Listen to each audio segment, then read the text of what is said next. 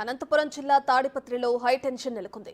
మాజీ ఎమ్మెల్యే కేతిరెడ్డి పెద్దారెడ్డి తాడిపత్రికి రావడంతో ఆయన ఇంటితో పాటు ఆయన అనుచరుడు మురళి ఇంటిని కూడా ముట్టడించేందుకు టీడీపీ కార్యకర్తలు ప్రయత్నించారు. ఈ క్రమంలో ఇరు వర్గాలు ఒకరిపై ఒకరు రాళ్లు రువ్వుకున్నారు. పరస్పర దాడుల్లో కొందరికి గాయాలు కూడా అయ్యాయి. పెద్దారెడ్డి తన ఇంటి నుంచి వెళ్లిపోవడంతో అక్కడికి దగ్గరలోనే ఉన్న ఆయన అనుచరుడు మురళి ఇంటిపై టీడీపీ కార్యకర్తలు దాడి చేశారు. ఫర్నిచర్ను ధ్వంసం చేయడంతో పాటు నిప్పు పెట్టారు. తన ఇంటి మీదకొచ్చిన టీడీపీ కార్యకర్తల్ని బెదిరించేందుకు మురళి తుపాకీతో ఇంటి బయటకొచ్చారు. తాడిపత్రిలో ఘర్షణతో అప్రమత్తమైన పోలీసులు కేతిరెడ్డి పెద్దారెడ్డిని అతని స్వగ్రామం తిమ్మపల్లికి పంపించారు.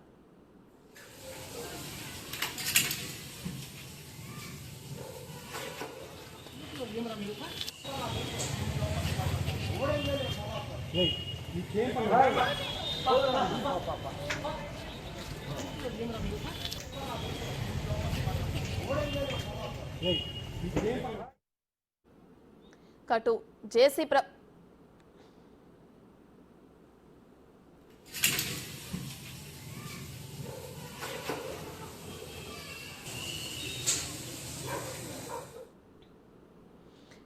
జేసీ ప్రభాకర్ రెడ్డిపై పెద్దారెడ్డి సంచలన వ్యాఖ్యలు చేశారు. తనను చంపేందుకు జేసీ ప్రభాకర్ రెడ్డి కుట్ర చేస్తున్నారని ఆరోపించారు. తనను తాడిపత్రికి రాకుండా చేసేందుకు దౌర్జన్యం చేస్తున్నారన్నారు. కూటమి ప్రభుత్వంపై ఫైర్ అయ్యారు. స్వగ్రామం నుండి తాడిపత్రిలో నా వ్యక్తిగత పని మీద కూడా తాడిపత్రి వెళ్ళటానికి బయలుదేరగానే పోలీసులు కొండాపురం దగ్గరకు వచ్చి అక్కడ నన్ను పోనీకుండా అడ్డుపడడం జరిగింది. చాలాసేపు నేను అక్కడ పోలీసులతో అయ్యా నేను 10 నిమిషాల్లో పోతా, 10 నిమిషాల్లో నేను తాడిపత్రికి పోయి నా కార్యక్రమాలు అయిపు చేసుకొని ఇంటికి పోయి నేను తిరిగి అనంతపురం వెళ్ళాలా అని చెప్పడం జరిగింది. అంతలేకే ఎస్పీ గారు మా డిఎస్పీకి ఫోన్ చేసి నాతో మాట్లాడడం జరిగింది. ఎస్పీ గారిని అడిగితే ఎంతసేపు ఉంటారని అడిగారు. 10-15 నిమిషాలు ఉంటే అయితే వెళ్ళండి అన్నారు. నేను అక్కడికి పోతానే తెలుగుదేశం కార్యకర్తలు అందరూ కూడా అందరూ ఫోన్లు చేసుకొని అందరూ కూడా అటుకి రావడం జరిగింది. అక్కడ వచ్చిన తర్వాత మురళీ ప్రసాద్ రెడ్డి అని నేను వచ్చినా అని నన్ను చూడనీకి వచ్చాడు. వచ్చినప్పుడు అతని పైన దాడి చేయడానికి ప్రయత్నం చేయడంతో అతను తిప్పుకొని వెనక్కి వెళ్ళాడు. దీనికి అన్నిటికీ కారణం ఏమంటే నేను తాడిపత్రికి వెళ్ళకూడదు అనే ఒక ఆలోచనతోనే ఈ సంఘటన జరిగింది. ముఖ్యంగా తాడిపత్రి ఎలక్షన్ సందర్భంగా జరిగిన అల్లర్ల కేసులలో చాలామంది తెలుగుదేశం నాయకులను అరెస్టు చేయకోకుండా పోవడమే ఈరోజు ఈ సంఘటనకు దారితీసింది. అంతేకాదు మటక, గ్యామ్లింగు, బంగ్యాకు రాయలసీమ జిల్లాలలో తాడిపత్రి ప్రసిద్ధి చెందింది.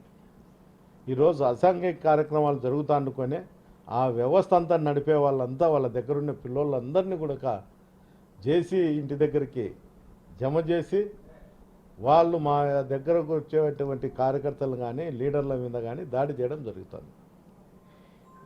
ఈ సంఘటన ఈ ప్రభుత్వం వచ్చిన తర్వాత అసాంఘిక కార్యక్రమాలు పెరిగినాయి. పెద్దారెడ్డి అనే ఒక వ్యక్తి ఇక్కడ ఉంటే మాకు ఎప్పుడైనా కానీ రాజకీయంగా ఇబ్బందికరంగా ఉంటుందనే ఒక ఆలోచనతోనే ఈ దాడి ప్రయత్నం చేసినారు.